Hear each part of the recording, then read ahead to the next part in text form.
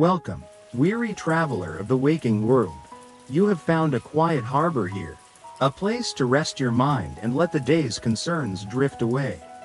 Tonight's journey takes us to a place that exists only in the soft moments between awareness and dreams. A place of profound peace and gentle mystery. Before we begin our story, if you enjoy these gentle journeys and wish to find your way back to this sanctuary again, do consider subscribing to our channel. It is a quiet way of keeping a lantern lit for your return. Now, take a slow, deep breath, let the air fill your lungs, and as you exhale, release any tension you might be holding. Allow the world outside this moment to fade into a soft, indistinct murmur. Your only task now is to listen, and to let the story carry you. Let us find our way to the tea house at the edge of sleep. The path to the tea house is not one you can find on any map. It does not appear on satellite images or in the dusty tomes of cartographers. It reveals itself only to those who are not looking for it. Those whose minds are so full of the day's noise that they wander without direction, seeking an escape they cannot name. Alara was one such soul. Her day had been a tapestry woven with threads of deadlines, expectations, and the relentless hum of digital notifications. Now, as twilight painted the sky in soft hues of lavender and rose, she walked, her feet carrying her along a familiar park trail that somehow felt different tonight. The air grew cooler, carrying a scent she couldn't quite place, a blend of damp earth after a light rain, night-blooming jasmine, and something else, something ancient and calming, like old wood and dried herbs. The familiar sounds of the city, the distant sirens and the drone of traffic, began to fade, replaced by the gentle rustle of leaves that sounded less like the park's oak trees and more like bamboo. She paused, noticing that the gravel path she had been following had given way to smooth, gray stones, each one perfectly placed and cool beneath her thin-soled shoes. They were worn with the passage of countless quiet footsteps, yet they seemed to belong to no era she recognized. To her left and right, the manicured park lawns had transformed into a dense, yet welcoming, grove of silver-barked trees whose leaves shimmered with an ethereal light, catching the last vestiges of the sun in a way that seemed impossible. The light here was different. It was not merely the absence of the sun, but a presence of its own, a soft, pearlescent glow that seemed to emanate from the very air itself. Fireflies began to stir, not in frantic, blinking bursts, but in slow, languid trails of gold, as if they were painting the deepening dusk with deliberate strokes of light. Alara felt a sense of profound stillness settle over her, a quiet that was not empty, but full of a gentle, watchful peace. The weight on her shoulders, the persistent knot of anxiety in her stomach, seemed to loosen its grip ever so slightly. Intrigued by this unexpected shift in reality, she felt no fear, only a deep and pervasive curiosity. She had no destination in mind, and so, she followed the path of stones, drawn forward by the fragrant air and the promise of a quiet she had long forgotten existed. The stone path curved gently, leading Alara deeper into the grove. The silver trees gave way to elegant, slender bamboo stalks that swayed in a breeze she could hear but not feel, their leaves whispering secrets to one another. The sound was like a soft, continuous sigh, a natural mantra that soothed the frantic rhythm of her thoughts. Ahead, through a break in the bamboo, she saw a soft, warm light. It was not the harsh electric glare of a streetlight, but the gentle, inviting flicker of a lantern. As she drew closer, the source of the light came into view, a small, single-story building constructed of dark, weathered wood. It was built in a style that was both simple and exquisitely crafted, with a gently sloping roof of dark gray tiles that seemed to drink in the twilight. A single paper lantern, glowing with the warmth of a candle flame, hung from the eaves beside a sliding door. The paper of the door, a delicate latticework of wood and washi, was opaque, hinting at the serenity within without revealing it entirely. The tea house, for that is what it felt like it must be, was surrounded by a meticulously kept garden. But this was no ordinary garden of bright, showy flowers. It was a garden of textures and shades of green. Soft, velvety moss clung to the bases of stone lanterns, which stood like silent sentinels. A small, clear pond reflected the star-dusted sky, its surface broken only by the occasional ripple from a single koi fish, its scales a flash of liquid gold in the dim light. A bamboo fountain, a shishi adoshi, tipped and filled with a gentle, rhythmic clack, the sound echoing the steady, reassuring beat of a peaceful heart. Alara stood at the edge of the garden, entranced. The air was thick with the scent of petrichor and the subtle perfume of the unseen herbs. Every element of the place, the sound of the water, the whisper of the bamboo, the soft glow of the lantern, seemed designed to unspool the tightly wound coils of her mind. She felt as though she had stepped out of time, into a pocket of the world where haste and worry were foreign languages. The desire to enter, to seek refuge within those softly glowing walls, was a gentle but insistent pull, a promise of respite from a world that never stopped demanding. Taking a breath that felt like her first true breath of the day, Alara stepped into the garden. The smooth stones felt solid and grounding beneath her feet. She approached the sliding door, her hand hesitating for a moment before she touched the wooden frame. It was smooth and cool, worn by time and touch into a silken texture, as if sensing her presence. The door slid open before she could push it, moving with a quiet, frictionless grace. The figure who stood there was as serene as the garden outside. He was an old man, yet his age was impossible to place. His face was a map of fine lines, but they were lines of kindness and quiet contemplation, not of hardship. His long, silver hair was tied back neatly, and he wore simple, dark blue robes that seemed to absorb the soft light of the room. He did not speak. He simply bowed his head in a gesture of welcome. His eyes, dark and deep as the pond outside, holding a profound and gentle understanding. Alara stepped inside, and the door slid silently shut behind her, muffling the already quiet sounds of the garden and enclosing her in a cocoon of warmth and tranquility. The interior of the tea house was a single, long room. The floor was made of dark, polished wood that gleamed with a soft luster. The far wall was lined with shelves, floor to ceiling, holding hundreds of ceramic and glass jars of all shapes and sizes. Each was filled with dried leaves, flowers, roots, and spices, their contents a muted tapestry of earthy colors. A single long counter of smooth, light-colored wood ran the length of the room, and behind it, the old man moved with an unhurried, deliberate grace. There were no tables or chairs, only a few soft, round cushions placed along the counter. The air inside was even more fragrant than the garden, a complex and layered aroma of brewing herbs, warm wood, and something clean and pure, like mountain air. The only light came from a few more paper lanterns, casting a glow that was as soft as moonlight, leaving the corners of the room in peaceful shadow. There was no music, only the sound of the man's soft footsteps and the gentle hiss of a cast-iron kettle simmering over a small, contained bed of coals. Alara felt the last vestiges of her worldly persona, the professional, the daughter, the friend with obligations, fall away, leaving only her quietest self. The proprietor, whom Alara would later come to know only as Kale, gestured for her to take a seat on one of the cushions at the counter. She did so, her movements feeling slow and deliberate, as if the very atmosphere of the room discouraged haste. Kale did not ask for her name, nor did he ask what she wanted. He simply stood before her, his hands resting on the counter, and watched her for a long moment.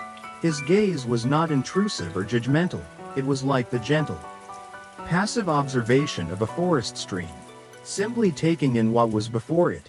He seemed to see not just her tired face and weary posture, but the tangled knots of worry she carried within her, the endless lists and unspoken fears that cluttered her mind. He gave another small, reassuring nod, as if confirming something to himself, and then turned to the wall of jars behind him. His movements were a form of meditation. He did not search for the jars he wanted. His hands moved with an innate certainty, plucking one from a high shelf, another from a low one. He selected a small, earthenware jar of a deep forest green, a clear glass one containing delicate, pale blue petals, and a third, dark clay pot from which he took a single, gnarled piece of root. He placed them on the counter before him, each movement precise and devoid of any wasted motion. Then, he took a small, ceramic teapot, a beautiful piece of raku ware with an iridescent, crackled glaze that shimmered in the lantern light. He lifted the heavy iron kettle from the coals, the water within it singing a soft, high-pitched song. He poured a small amount of hot water into the teapot, swirled it gently to warm the ceramic, and then poured it out into a small bowl, the steam rising in a fragrant cloud. This was not merely the preparation of a beverage, it was a ceremony, a ritual of intention and care. Alara watched, mesmerized, her own breathing slowing to match the unhurried rhythm of his actions. The chattering voice in her head, the one that was always planning, worrying, and critiquing, had fallen silent, captivated by the simple, profound beauty of the moment unfolding before her. Kale opened the green earthenware jar. From it, he took a pinch of tightly rolled, dark green tea leaves. They looked like tiny, sleeping things. He placed them into the warmed teapot, his fingers moving with the delicacy of a scholar handling an ancient scroll. Next, he opened the glass jar, and with a pair of small bamboo tongs, he selected 3 of the pale blue petals. They were almost translucent, like captured pieces of a summer sky. He added them to the leaves. Finally, from the piece of gnarled root, he shaved a paper-thin sliver with a small, sharp knife, its clean, earthy scent rising to meet Alara. The sliver joined the leaves and petals in the pot. Kale then lifted the iron kettle again, its soft song having deepened to a low hum. He did not pour the boiling water directly onto the leaves. Instead, he poured it into a separate ceramic vessel first, letting it cool for a precise moment. His eyes half closed as if he were listening for a specific cue from the water itself. When the moment was right, he poured the water into the teapot in a slow, steady stream. A cloud of fragrant steam billowed out, carrying an aroma that Alara had never experienced before. It was a scent of deep, green forests, of wildflowers after rain, and of rich, clean earth. It was a scent of pure tranquility. Kale placed the lid on the pot and let it steep. He did not use a timer or a clock. He simply stood with his hand resting lightly on the lid, his head bowed slightly, as if he were in silent communion with the ingredients within, waiting for them to release their essence. The seconds stretched into a minute, then 2, but the silence was not empty. It was a living, breathing silence, filled with anticipation and peace. Alara found herself holding her breath, not with tension, but with a sense of reverence.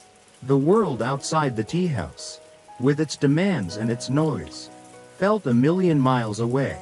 Here, in this pocket of stillness, the only thing that mattered was the patient unfurling of a tea leaf, the slow infusion of water with the soul of the earth. Finally, Kale's hand lifted. He took a small, handleless cup, no bigger than the palm of her hand, and poured the tea. The liquid was the color of pale, liquid jade. He slid the cup across the smooth counter to her. Alara wrapped her hands around the small cup. It was warm, the heat seeping into her palms. A comforting, grounding sensation. The ceramic was smooth and slightly uneven, bearing the subtle marks of its maker's hands. She lifted the cup to her lips, inhaling the steam one last time. The aroma itself seemed to clear her mind. sweeping through the cluttered corridors of her thoughts like a gentle broom. She took the first sip. The flavor was as complex and as gentle as the scent. It was green and fresh, but without any bitterness. It had the sweetness of the blue petals, a delicate floral note that was fleeting and lovely, and a deep, grounding earthiness from the root that anchored the taste and gave it a comforting weight. It was a flavor that did not jolt the senses, but rather cradled them. As the warm liquid slid down her throat, something remarkable happened. A specific worry, one that had been a sharp stone in her mind all day, a looming deadline for a project she felt unprepared for, began to lose its form. It did not vanish in a sudden flash. Instead, its sharp edges softened. The feeling of panic that accompanied it simply dissolved. The knot of anxiety it created in her chest gently unraveled, like a thread being slowly pulled from a tangle. She could still recall the facts of the deadline, but the emotional charge, the fear and the pressure, had been washed away by the tea. It was as if the worry had become a simple piece of information, rather than a heavy burden. She looked up at Cale, her eyes wide with a quiet wonder. He met her gaze with a small, knowing smile, and gestured to her cup, a silent invitation to take another sip. She did. With the second sip, the lingering remnants of the worry faded further, becoming as distant and unimportant as a cloud drifting across the moon. She felt a space open up in her mind, a quiet, clear space where the worry had been. It was a feeling of lightness, of release, so profound that it was almost startling. Without a word, Cale took the raku teapot, its contents now having rested. He did not add new leaves or flowers. He simply took the iron kettle once more and poured another measure of hot water over the existing leaves. This, he seemed to communicate with his quiet actions, was the second steeping. The character of the tea would be different now, a softer echo of the first, with new subtleties revealed.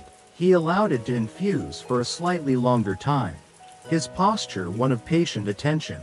The atmosphere in the tea house seemed to deepen, the silence becoming even more profound. Alara found herself noticing the smallest details, the way the lantern light caught the faint wisps of steam rising from her empty cup, the intricate grain of the wooden counter that looked like a topographical map of some serene, undiscovered country, the soft sound of her own, now even, breathing. This time, when he poured the tea, the liquid was a shade paler, more like a soft mist than jade. He slid the cup back to her, and she accepted it with a sense of gentle reverence. The aroma was different, too.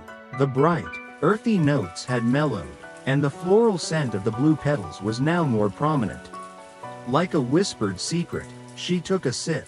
The taste was softer, more nuanced. It still held the memory of the first cup, but it was gentler, with a lingering sweetness that coated her tongue. And as this second infusion of warmth spread through her, another layer of her worries began to dissolve. This was a different kind of anxiety, not a sharp, specific deadline, but a more pervasive, social unease. It was the replayed conversations of the day, the self-doubt about whether she had said the right thing, the quiet fear of being misunderstood or judged. These thoughts had been a constant, low-level static in the back of her mind. But with each sip of the second steeping, the static faded, the remembered words lost their power to sting.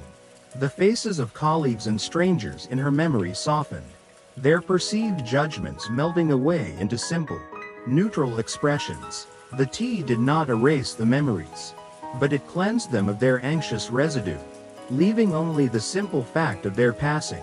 It was like watching ripples on a pond slowly still, until the surface was once again a perfect, clear mirror. Alara finished the second cup and placed it gently on the counter.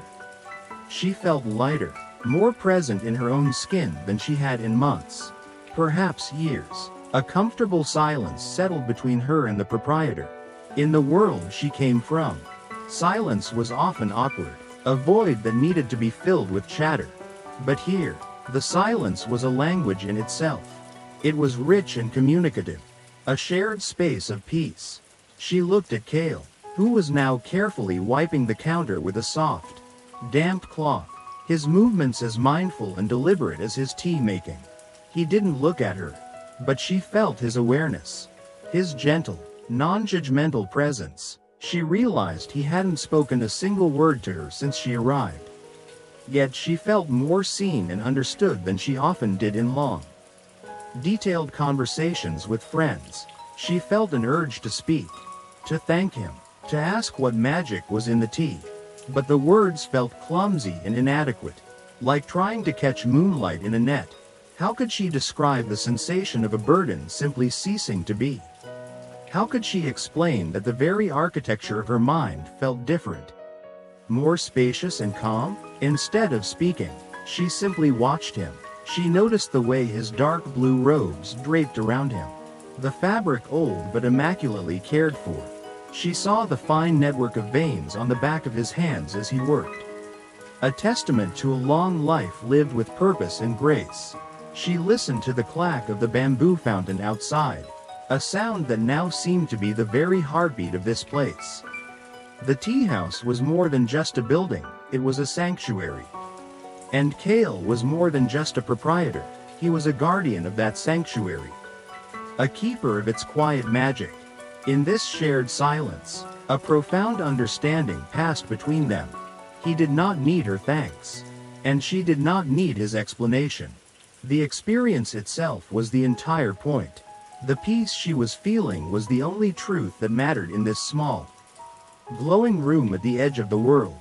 Kale finally looked up from his work, his dark eyes holding a question.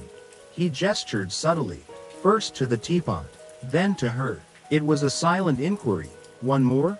Alara found herself nodding without hesitation. She felt a deep, instinctual knowledge that this final cup would be different again, that it would offer something more profound than the lifting of the day's surface-level worries. Kale's smile was faint, but it reached his eyes. This time, his preparation was slightly different.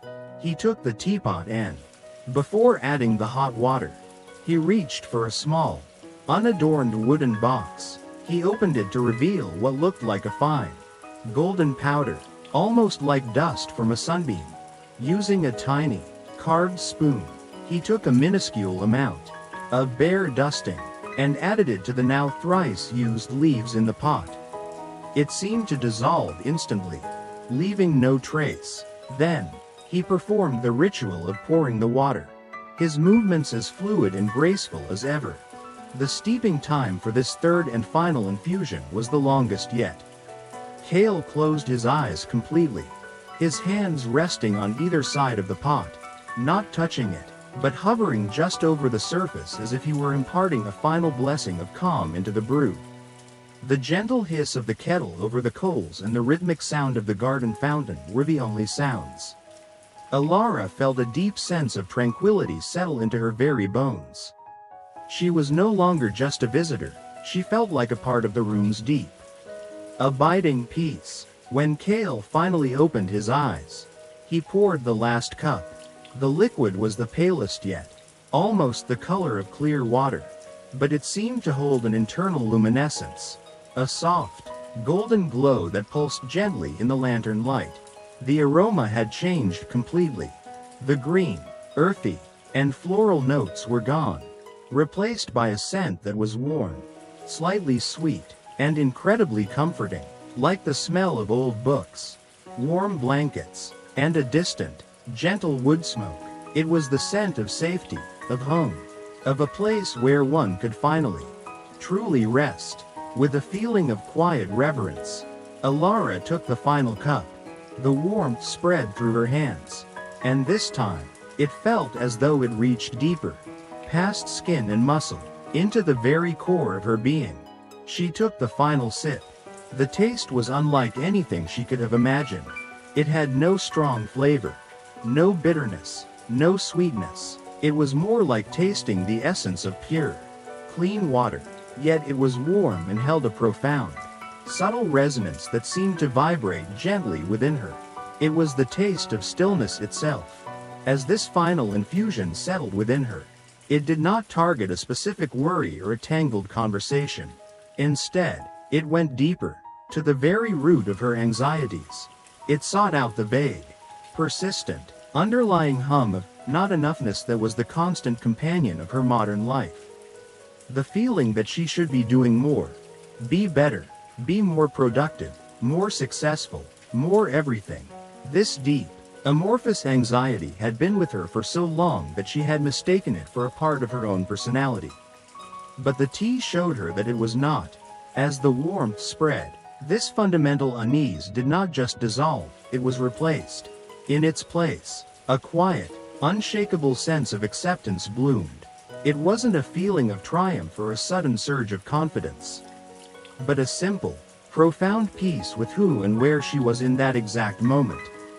The need to strive, to prove, to worry about the future, simply fell away, irrelevant. Her mind, which for years had been a relentless torrent of thoughts, became a calm, clear, perfectly still lake. There were no ripples of past regret or future anxiety. There was only the present moment, beautiful and complete in its simplicity. She looked down at her empty cup, a single, tiny, golden speck shimmering at the bottom, and she understood. The tea had not taken her worries away, it had reminded her of the quiet, peaceful self that had been there all along, buried beneath them. Alara placed the empty cup on the counter with a soft click that seemed to echo in the profound silence. She felt utterly renewed, as if she had just woken from the most restorative sleep of her life. Yet she was fully, calmly awake. Her mind was spacious and her body felt light. A thought, practical and mundane, surfaced gently in her newly cleared mind. Payment. She reached for her bag, the familiar motion feeling strange and out of place in this timeless establishment. How much could one possibly pay for this kind of peace? It felt absurd to even try and place a monetary value on the experience. Her fingers fumbled for her wallet, the sound of the zipper unnaturally loud in the quiet room. Kale, seeing her movement, raised a hand, his palm open towards her in a gentle gesture to stop. He shook his head slowly, a kind smile gracing his features. He then pointed one long, elegant finger towards the empty teacup she had just set down.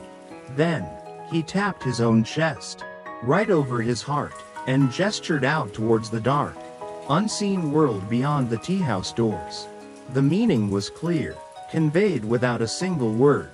The payment had already been made. The price of the tea was the worry itself.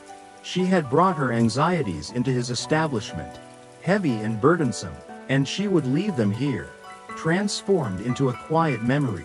They would be left behind, to be composted, perhaps, into the rich soil of the garden, or to dissipate like the steam from the kettle. The tea house did not trade in currency. It traded in burdens. It offered respite, and in return, it took the very things that made the respite necessary. It was a perfect, symbiotic exchange. A feeling of immense gratitude washed over Alara. A gratitude so pure and deep it needed no words. She simply bowed her head to him, a mirror of the gesture he had offered her upon her arrival. And in that shared moment of respect, the transaction was complete. Kale walked with her to the door. He slid it open, and the night air that greeted them felt different from when she had arrived. It was cool, clean, and carried the same scent of jasmine and damp earth. But now Alara could appreciate it with a clarity that had been impossible before. The sounds of the garden, too, were sharper, more defined. The rhythmic clack of the bamboo fountain was a steady, peaceful heartbeat. The whisper of the bamboo leaves in the unfelt wind was a gentle lullaby. The moon, which had been a pale sliver when she arrived, now seemed to be a full, luminous pearl hanging in an indigo sky, bathing the garden in a soft, silvery light that made the moss on the stones glow with an otherworldly sheen. The koi pond was a perfect circle of liquid obsidian, reflecting the stars with such clarity that it felt as though she could reach in and pluck them from the water. She stepped out onto the cool stone path and turned back to Kale, who stood silhouetted in the warm doorway. He did not speak, but his presence was a comforting benediction. He gave her one last, slow bow, a final gesture of farewell. Alara returned it, feeling the sincerity of the motion resonate through her entire being. As she turned to leave, she noticed something she hadn't seen on her way in.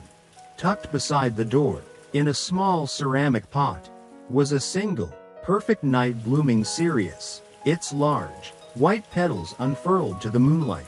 It had not been in bloom when she arrived. It was as if the peace cultivated within the tea house had coaxed it open. The flower's beauty was breathtaking and ephemeral, a perfect symbol of the fleeting, precious tranquility she had found. It was a final, silent gift from this magical place. With a last look at the glowing lantern and the serene figure in the doorway, Alara turned and began to walk the path away from the tea house. Her footsteps light and her heart full of a quiet, simple peace. The journey away from the tea house was as subtly magical as the journey toward it.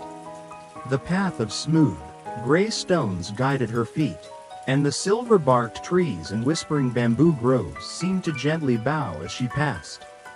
The world felt softer, its edges blurred in the most pleasant way.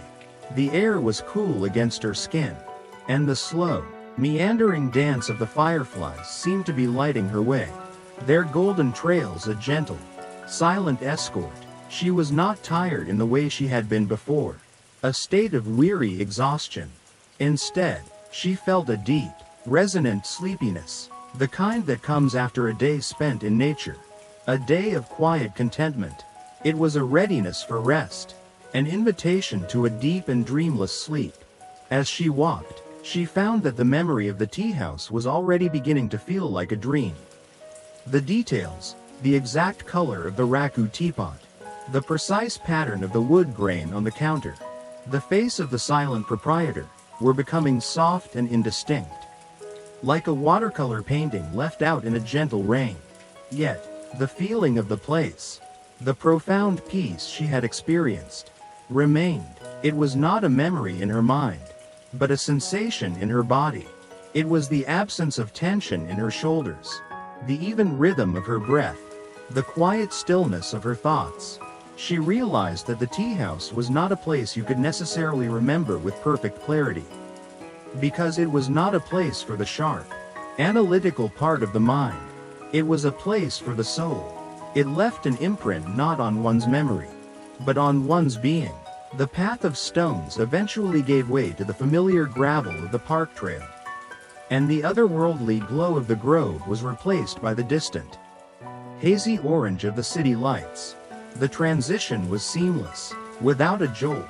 She had not been spirited away and returned. She had simply walked through a doorway that was not always there, and was now walking back through it. Stepping back into the familiar world of the park was like surfacing slowly from a deep, clear pool of water. The sounds of the city returned, but they were different now. The distant drone of traffic was no longer an irritating intrusion, but simply a part of the world's ambient sound, as neutral as the rustling of leaves. The streetlights cast their pools of artificial light, but they did not seem as harsh as before. The world had not changed, but her perception of it had. The filter of anxiety and stress through which she usually viewed everything had been removed, leaving a sense of clear, calm observation. She walked the rest of the way home, her pace unhurried. She did not pull out her phone to check for messages. The urge was simply not there. The digital world, with its constant demands for her attention, seemed distant and unimportant. When she arrived at her apartment, the space felt different as well. It was her home, filled with her things, but she saw it with new eyes. She noticed the way the moonlight slanted through her window, the comfortable warmness of her favorite armchair, the quiet presence of her sleeping houseplant on the sill. These were details she had stopped seeing, rushing past them in her hurry to get to the next task, the next worry. Tonight, she saw them, and she felt a quiet affection for this small space that was hers. She went through her evening routine with the same mindful grace she had witnessed in Kale. Each action, brushing her teeth, changing her clothes, Pulling back the covers on her bed was done with a simple, focused attention. There was no mental multitasking, no planning for the next day, no replaying of the one that had passed. There was only the gentle reality of the present moment. The project deadline she had been so terrified of was now just a task on a list, one that she would attend to with a clear head when the time came. The worries had not been destroyed, they had been put into their proper perspective. Alara finally slipped into bed, the cool sheets a welcome sensation against her skin. She lay on her back, her hands resting gently on her stomach, and watched the soft shadows dance on the ceiling. Usually, this was the most difficult time of day for her.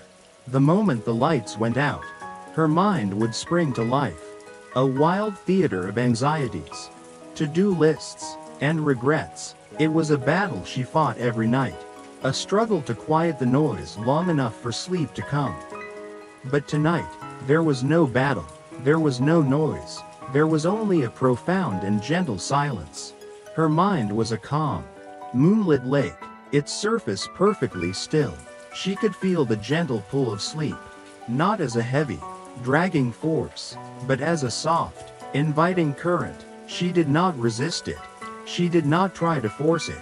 She simply allowed herself to drift. Her last conscious thought was a faint, dreamlike image of a glowing paper lantern, a quiet figure bowing in a doorway, and the warm, comforting weight of a small teacup in her hands. The memory was not sharp, but the feeling it evoked was deep and real, a feeling of being unburdened, of being at peace, of being perfectly, quietly, home. And as she drifted over the edge of awareness, into the deep, restorative quiet of the night, she carried not her worries, but the serene, gentle magic of the tea house with her. The tea house that waits, patiently, on a path you can only find when you are not looking. At the very edge of sleep,